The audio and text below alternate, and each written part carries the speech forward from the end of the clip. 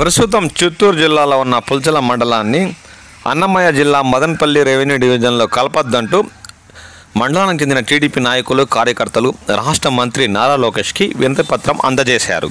సోమవారం రాత్రి కుప్పం నుండి కడపకు వెళ్తున్న ఆయనకు పులచర్ల మండలం దిగువ పోకలవారిపల్లి పంచాయతీ ఎంజీఆర్ ఇంజనీరింగ్ కళాశాల సమీపంలో స్థానిక తెలుగుదేశం పార్టీ నాయకులు కార్యకర్తలు ఘన స్వాగతం పలికారు. మంత్రి నారా లోకేష్ తన కాన్వాయ్ని ఆపి వారిని ఆప్యాయంగా పలకరించారు.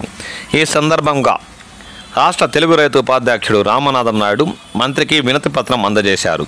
చిత్తూరుకు 40 కిలోమీటర్ల దూరంలో ఉన్న తమ మండలాన్ని 80 కిలోమీటర్ల దూరంలో అన్నమయ్య జిల్లా మదనపల్లి రెవెన్యూ డివిజన్లో కలపాలని నోటిఫికేషన్ జారీ చేశారన్నారు.